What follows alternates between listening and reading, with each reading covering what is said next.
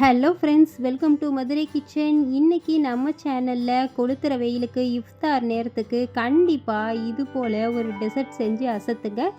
நீங்கள் நம்ம சேனலை ஃபஸ்ட் டைம் பார்க்குறாங்களா, சப்ஸ்கிரைப் பண்ணிக்கோங்க. பக்கத்தில் இருக்க பெல் சிம்பிளையும் கிளிக் பண்ணிக்கோங்க. வாங்க இந்த ரெசிபி எப்படி செய்கிறதுன்னு பார்த்துடலாம். ஃபஸ்ட்டு இந்த ரெசிபி பண்ணுறதுக்கு பவுலில் ஒரு 10 கிராம் அளவுக்கு அகர் சேர்த்துக்கோங்க. இது கூடவே 1 டம்ளர் தண்ணி சேர்த்துக்கோங்க. இது 250 மில்லி தண்ணி இருக்கும். இப்போ இதை சேர்த்துட்டு ஒரு அரை மணி நேரத்துக்கு நல்லா ஊற வச்சுக்கோங்க. இப்போது அரை மணி நேரம் போல் ஆச்சு. நல்லா அகர் வந்து நல்லா ஊறி வந்திருக்கு. இந்த மாதிரி ஊற வைக்கும்போது சீக்கிரத்திலே நம்மளுக்கு கரைஞ்சிரும். ஸ்டவ் ஆன் பண்ணிவிட்டு ஒரு கடாய் வச்சுக்கோங்க. கடாயில் ஊற வச்ச அகரை உள்ளே சேர்த்துருங்க. சேர்த்துட்டு ஸ்டவ்வை மீடியம் ஃப்ளேமில் வச்சுட்டு நல்லா கலந்து விட்டுட்டே இருங்க. அகர் வந்து நம்மளுக்கு கம்ப்ளீட்டாக கரையட்டும். இப்போ பார்த்தீங்கன்னா ஒரு 1/4 கப்பு வெதுவெதுப்பான பால் எடுத்துக்கோங்க. எடுத்துட்டு இதில் இப்போது 3 ஸ்பூன் கஸ்டர்ட் மில்க் பவுடர் சேர்த்துக்கோங்க. இது ஆப்ஷனல் தான், ஃப்ளேவருக்காக வந்து நான் சேர்க்குறேன். இப்போ பாலில் சேர்த்துட்டு நல்லா கட்டிகள் இல்லாமல் நல்லா கரைச்சி எடுத்துக்கோங்க. இது போல் நல்லா கரைச்சி எடுத்துட்டோம். இப்போ பார்த்தீங்கன்னா அகர் வந்து நல்லா கரைஞ்சிருச்சு. இப்போது இது கூட பார்த்தீங்கன்னா 1/4 கப்பு சர்க்கரை சேர்த்துக்கோங்க. உங்களுக்கு இனிப்பு சுவை வந்து நிறைய பிடிக்கும்னா நீங்கள் 1/2 கப்பு சர்க்கரை சேர்த்துக்கலாம். 1/4 கப்பு சர்க்கரை சேர்த்துட்டு சர்க்கரையும் கரையணும். மீடியம் ஃப்ளேமில் வச்சு நல்லா கரைய விட்டுக்கோங்க.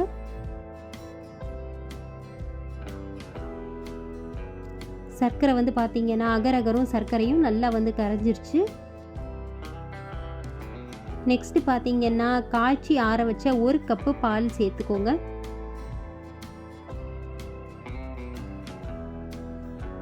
சேர்த்துட்டு இது கூடவே கஸ்டர்ட் மில்க் பவுடர் வந்து கரைச்சி வச்சுருக்கோம்லே அதையும் உள்ளே சேர்த்துருங்க. இப்போ கைவிடாமல் கலந்துகிட்டே இருங்க மீடியம் ஃப்ளேமில் வச்சுட்டு, இல்லாட்டினா ரொம்ப அடிப்பிடிக்க ஆரம்பிச்சிடும். ஸோ கைகள் எடுக்காமல் கலந்து விட்டுட்டே இருங்க. இது போல் நீங்கள் ஒரு விஸ்க் வச்சு கூட நீங்கள் கலந்து விட்டுட்டே இருக்கலாம். இல்லை சட்டுன்னு வந்து அடிப்பிடிக்க ஆரம்பிச்சிடும். பாருங்கள், இப்போ லைட்டாக வந்து இது போல் நல்லா கெட்டிப்பட்டு வந்திருக்கு. ரொம்பவும் கொதிக்க விட்டுறக்கூடாது. நம்மளுக்கு பார்த்தீங்கன்னா ஒரு கொதி வந்து வரணும்.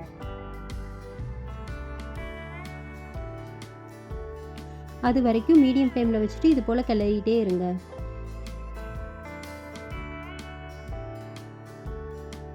நீங்கள் கிளறிட்டே இருக்கும்போதே பார்த்தீங்கன்னா கொஞ்சம் கொஞ்சமாக கெட்டிப்பட்டுக்கிட்டே வந்துட்டே இருக்கும்.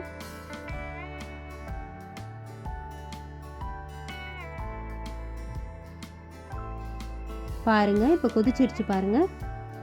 ஒரு கொதி வந்தவும் ஸ்டவ்வை வந்து ஆஃப் பண்ணிடுங்க. ஆஃப் பண்ணிவிட்டு ஒரு தடவை நல்லா இது போல் கலந்து விட்டுருங்க. ஒரு தட்டு இல்லை ட்ரே வந்து ரெடி பண்ணி வச்சுருங்க. இது போல் நான் வந்து ஒரு தட்டு வந்து ரெடி பண்ணி வச்சுருக்கேன். உள்ளே வந்து லைட்டாக நெய் வந்து நான் அப்ளை பண்ணியிருக்கேன். இப்போது அந்த பிளேட்டில் ஊற்றிடலாம். சேர்த்துட்டு இப்போ ஒரு 2 மணி நேரத்துக்கு இது நல்லா வெளியிலே இருக்கட்டும்.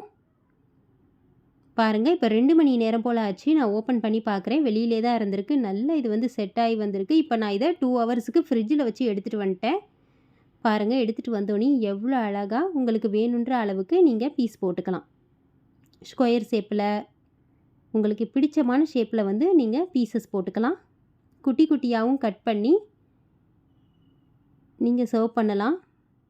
பாருங்கள், சூப்பராக நம்மளுடைய அகர் மில்க் புட்டிங் சூப்பராக ரெடி ஆயிடுச்சு. சூப்பரான ஒரு இஃப்தார் டெசர்ட். நீங்களும் இந்த ரெசிபியை ட்ரை பண்ணி பாருங்கள். பாய்.